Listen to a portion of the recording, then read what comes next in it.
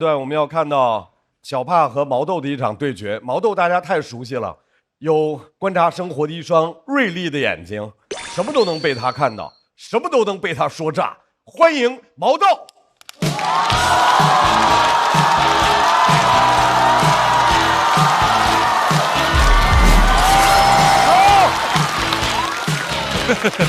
谢谢大家，谢谢大家，我是毛豆。选周杰伦多好嘛！真的，我比赛太难了，第4轮了，都没有素材，越来越卷。以前提到穷啊，只有何广智啊。前几轮这个比赛比的高寒、瑞瑞、小四爷一个比一个穷啊。我说我参加的是变形计嘛？就我这个体型，我在台上讲，我从小可穷了，没有人信呢，真的。全都穷，只有呼兰哥和徐志胜在到处问别人要不要资金周转，真的。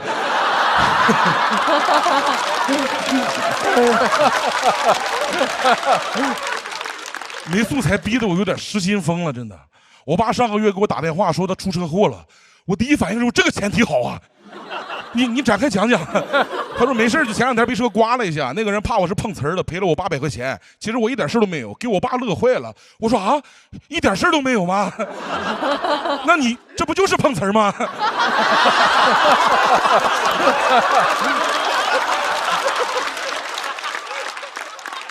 我家真的不算穷，我家01年就买车了，12万全款，真的。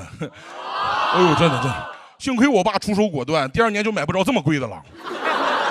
我爸是把本来攒着买房的钱就买车了，很难想象那个年代面对着家里的阻力和压力，我爸用了多大的魄力才做出这么没有智力的决定，真的。他成立了一个营运的 studio， 他是主理人，就是开黑车，是一个 underground 的 driver。我爸说他2年就能把钱挣回来，这台车只是商业帝国的起点。studio 接的第4个 case 就被交警控制住了，帝国覆灭。真的，我爸据理力争，交警在那通报说这有个人在这开黑车，我爸说我这是个白车呀，交警说好嘞，哎，这有个精神病在这开黑车。后来就不干了，每天给我妈那个服装店来回拉衣服，每天负责拉布布。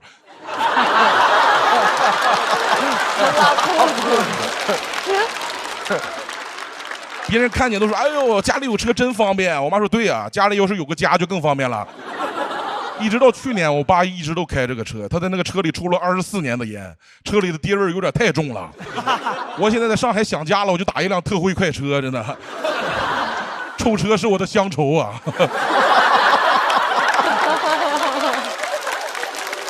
车刚买的时候，我爸把它当宝贝一样的，出毛病都自己修。有一次我在车上玩，那时候我才9岁，就碰了一下那个车，他给我好一顿毒打呀！这都是我原生家庭的创伤啊，真的。前2年我才知道，那次是我爸正在车底下修车呢，我给他手刹松开了，我就应该有创伤，我差点撞死我原生家庭，真的。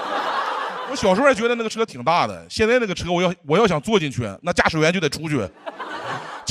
我爸比我轻不了几斤。去年我回大连，我爸来接我，我和我爸只能进一个。我们在停车场研究了半天是保大还是保小。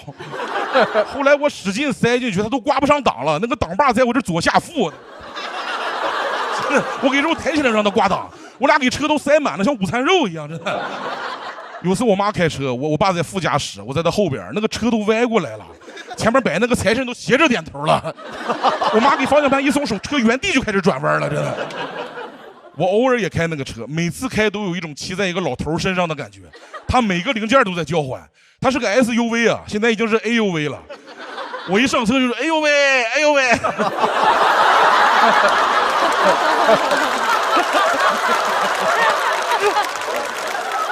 完全驾驭不了，转向系统都老化了，方向盘你得使劲拽才能转弯，转向灯只能左转，这边右转的按下去它就抬起来，那个车跟郭碧婷家一样，这不只有向左。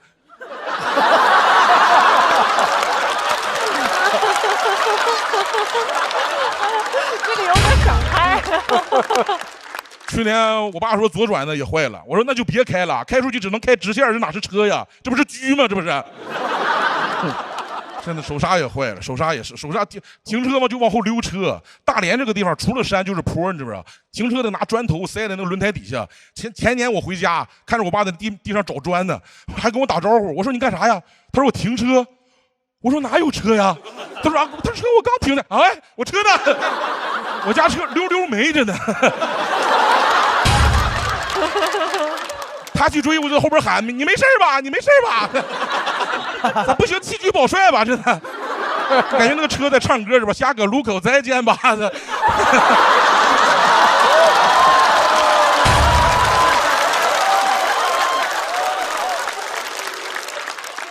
后来就把砖头放在那个扶手箱里了，扶手箱里拿着比较方便。后来有次出去办事儿，一停车那个保安大爷特别狂，老远就来，这边让停，这边让停，你去那边，那边停。我爸也没听着他喊啥，下车就拿着块砖头，你说啥呀？他就说你停那儿，停那儿吧，停那儿。零几年刚买的时候，那时候就我家有车，真的特别骄傲。那个时候，我爸每次开车来接我放学，同学们都在校门口，我就开始演，哎，我爸爸去哪了？我爸爸去哪了？啊，我爸爸在车里呀。我也不走，就站在车旁边，挨个问同学走不走，送你啊，走不走？哎，你住哪？火车站走不走？火车站走不走？确实有些东西是在基因里面的。我爸就骂我臭显摆，什么玩意儿，真没有出息。他还骂我家到学校总共200米，真的。总共200米，车都不用掉头，是吧？直着开过去，倒车我就回家了，是吧？他非得拉着我围着小区绕一大圈再回家。见着熟人就哎，老张，对，12万，原装发动机，我送你回去啊。老张懵了，你是谁呀？我问你了吗？我姓刘啊，他说。路过公园，我爷爷正和人打扑克呢，在那看见了就骂他，你看我儿真没有出息，买个破车到处显摆。你们有车吗？一会儿我让他送你们回去。现在这个车真的毛病太多了，我上次开那个安全带还解不开，系上之后解不开了，打电话问我爸，我说安全带怎么坏了？他说对呀，安全带坏了，你开车自己注意安全啊。雨刮器是最神奇的，他那个2个雨刮器啊不同频啊，下雨就感觉有2个人在我窗外击剑啊。他自己给修好了，修好之后不击剑了，也不刮雨了，下雨他妈刮2下就翻起来了，我感觉那个车在求雨啊。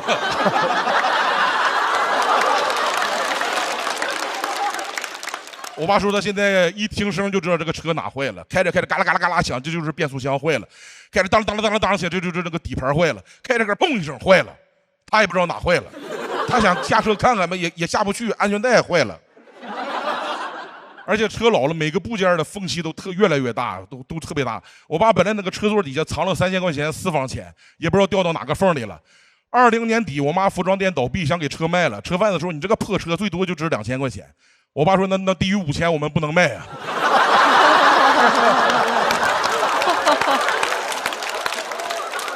车贩子说：“你这个破车哪块能值3000块钱？”我爸说：“我要找到哪块能值3000，我2000块钱就卖给你了。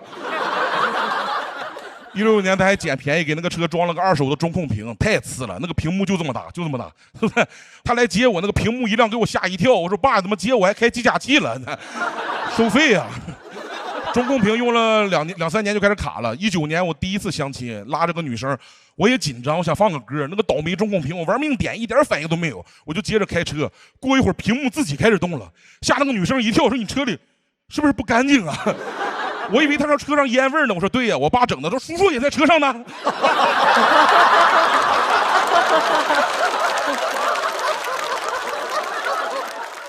但是我每次跟我爸吐槽这个车，他都说啊，咱这个车虽然老，咱是日本原装发动机，有啥不一样吗？该坏不一样坏啊。中国发动机坏了是嘟，日本原装的坏了是哈基米马西达，斯密马塞。还说什么日本匠人精神，我爸比他们匠多了。他上次那个车都在路上都抛锚了，还在那日本上原装发动机绝对没有问题。我说20多年了，什么破发动机啊？我爸说你说什么？他那个眼神好像在问我，你怎么能这么跟皇军讲话呢？18年我退伍回来，想拿退伍费给他买个新能源的车，他又是原装的坏不了。他说发动机就是什么日本匠人的良心，没过2天又抛锚了，良心大大的坏了。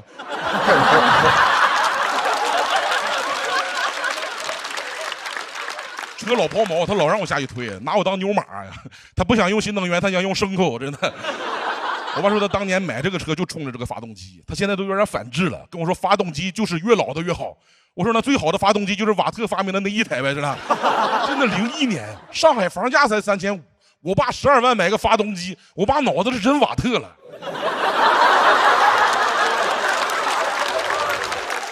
这2年他开的比较少了，车基本上停在那儿，也没人修，也没人洗，碰瓷都不碰我家车，碰完还得洗衣服着呢。洗车基本就靠下雨，雨越大洗的越干净。去年大连下了场特大暴雨，小区都淹了，洗的特别干净，都不知道飘哪去了。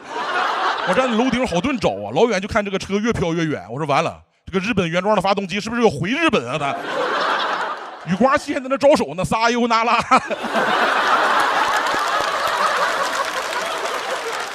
车泡完水之后，也终于是就是彻底报废了，也开不了了。正好我也在家，一块儿跟我爸去办的报废的手续。就在给我递棒的时候，工作人员说：“你别看你这个车不大，都快2吨了。”我以为我爸又要说的那个破发动机了。他说：“对呀，车是不大，但是我们一家人的回忆啊都在里面了。”工作人员说：“大哥，那我懂你，但你和你儿子先下来呗，就是，你俩得有半吨了呀。还有你这个砖头是干啥？压秤啊？”最后我俩在那个报废厂看着那个车一点一点的被拆解、压扁、运走，好多人生的回忆都涌上来了。我没见过我爸这么难过。他说：“孩子啊，妈，我那3000块钱也在里面呢，是不是？”谢谢大家，我是毛豆。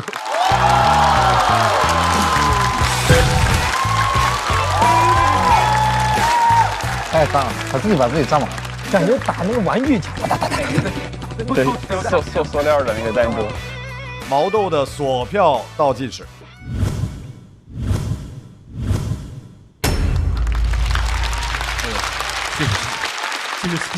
谢谢老师，很多的细节，然后最后其实是一个温情的故事，对，特别的好。大老师在哪个点拍的？每一个点，毛豆只要上来就想拍，毛豆在我心目中就是神。我觉得就是说从头到尾他讲了好长一段，但是这个包袱总能一直翻，哇！毛豆自个儿翻不了跟头，但是这包袱能一直翻哈，真是好棒啊！后边我还说。毛豆从来不煽情啊，从来不会往这边讲。后来讲到爸爸那块儿，我还要怎么着呢？结果回到3000块钱那块儿，我觉得不往那边讲，反而是脱口秀最大的深情。就是那种，因为他知道他这样做踩着他心中的那个线，是的，对吧？是的那是一个最深的深情，我觉得特别棒啊，特别棒。谢谢。我觉得毛豆就是脱口秀轰炸机，给我炸废了已经。然后我会觉得发动机那部分再精简一下。我觉得就是一个非常好的一段，但那个结尾我非常喜欢，略有情绪往上走，然后啪3000块钱又回来，完成一个非常完整的一个闭环，很漂亮的一个结尾。谢谢罗玉老师。就是毛豆也有他自己的生活流，在生活里面的各种各样的细节，生活流汗啊。主要是流汗虚。春春有什么点是打动你的？很多好玩的小细节，像溜溜梅啊，然后溜溜梅太炸了，溜溜梅是我的点。当然，我觉得最感动还是后面讲的那个，就是承载着一家人的这个回忆。我觉得可能每一家人里可能都有这样的一些老物件。对，因为我爸以前那个车是自行车，就是以前有一阵老丢自行车，你知道吗？就是老被偷那个。我爸上了2把锁，上面写让你偷。再一转天看见3把锁，那小偷写了让你骑，然后所以这就是我们这季脱口秀节目好看的地方，打着就变成了老友强者对抗，老友啊！来，另外一位强者小帕，小帕和毛豆在他们的表演全部结束之后，2个人的票数差会有多少？太强了，怎么都这么厉害？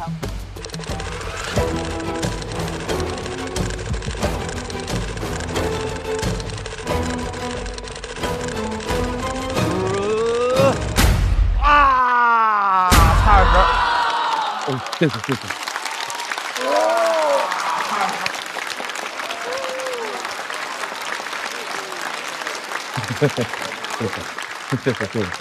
我们第4赛段这是怎么了？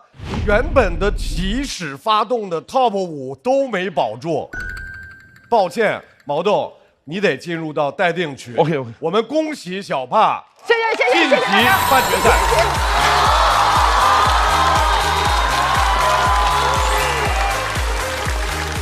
太棒了，往决赛冲吧，小帕！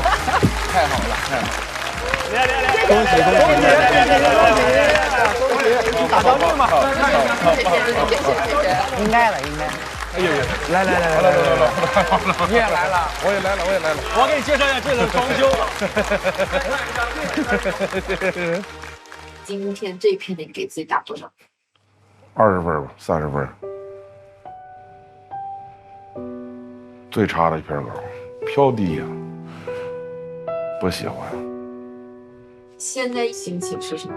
可能观众就希望我，就是那种情绪的吐槽那种东西吧，可能不应该有所谓真情实感流露这种东西。好多人生的回忆都涌上来了，我没见过我爸这么难过。他说：“孩子，观众就喜欢看我蹦起来吐槽一个东西，不理解一个东西。”那你下个赛段还会尝试这种真情实感？不会。毛豆今天这场演出是非常珍贵的一场演出，他认为的脱口秀就是要爆炸，就是要好笑。他心目中有一个非常重的这个原则，一个人对自个儿职业的原则就是对这份职业最深的深情。但是今天他居然还是说了，我就知道他跟他爸爸这份情啊是有多深的情，要不然他一定自个儿就给筛下去了。我为今天的所有的没有感受到毛豆今天这份珍贵的人感到可惜。在这一组的表演结束之后，我们来看一下这个3人小组的排名。哇，在所有的朋友比赛结束之后，待定区的朋友们，我们是拉总榜，然后有8位会进入到半决赛。再次把掌声送给小帕、哈曹、毛豆、秋瑞。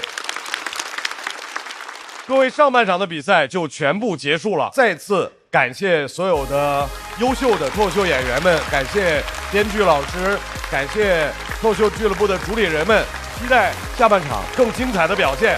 想来现场体验线下脱口秀演出的快乐吗？微信搜一搜效果，关注效果官方公众号和小程序，超多演出等着你来。新一轮脱友全国巡演即将开启，打开效果小程序，关注你喜爱的演员，并许愿你想看的城市，朋友们就有可能来到你的身边。比赛仍然在继续，接下来的比赛一定更加精彩。感谢大家，再见。